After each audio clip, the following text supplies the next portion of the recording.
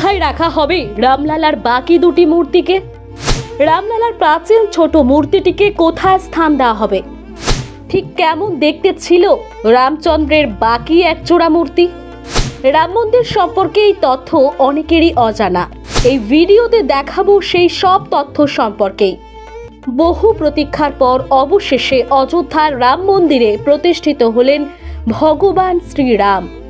রামলালা রূপেই মন্দিরের গর্ভগৃহে স্থান পেলেন ভগবান।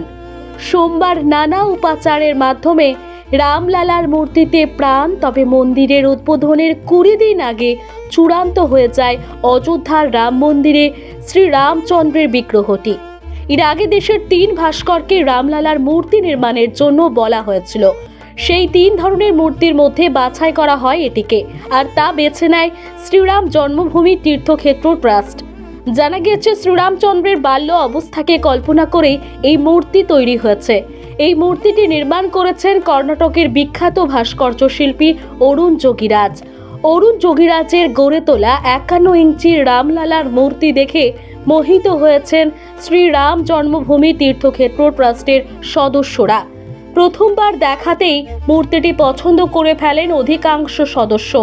এরপর ভোট প্রক্রিয়ার মাধ্যমে বেছে নেওয়া হয় সেটি। কিন্তু তখন প্রশ্ন হলো, রামলালার বাকি দুটি মূর্তি কোথায়? সেই মূর্তিগুলো কোথায় ঠাঁই পাবে? মূল মন্দিরে নাকি অন্য কোনো মন্দির নির্মাণ করে রাখা হবে সেগুলিকে?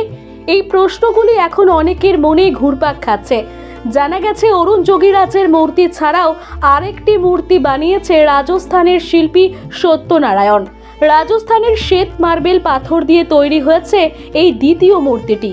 এই মূর্তির একটি ছবি সামনে এসেছে, তাতে দেখা যাচ্ছে রামলালার অবয়ব বছর 5-এর এক শিশুর মতোই। তার হাতে রয়েছে সোনার তীর ও ধনুক। এই মূর্তির পাশেও খোদাই করা রয়েছে ভগবান বিষ্ণুর 3 অবতারকে।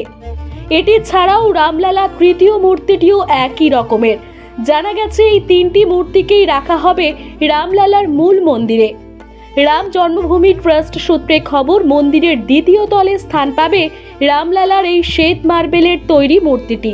এছাড়াও তৃতীয় যে মূর্তিটি রয়েছে সেটি স্থান পাবে মূল মন্দিরের তৃতীয় তলে। এছাড়াও মন্দির নির্মাণের আগে রামচন্দ্রের যে মূর্তি পুজো হতো সেই ছোট মূর্তিটিকে গর্ভগৃহে স্থান দেওয়া হয়েছে। শ্যামশিলা নির্মিত রামলালার মূল মূর্তির সামনেই সেটিকে রাখা হয়েছে। জানা গেছে এই 4টি মূর্তি নিত্য পুজো পাবেন, তাই রাম মন্দিরে গেলে এই 4 বিগ্রহকেই দেখতে পারবেন। Bureau report, RK news.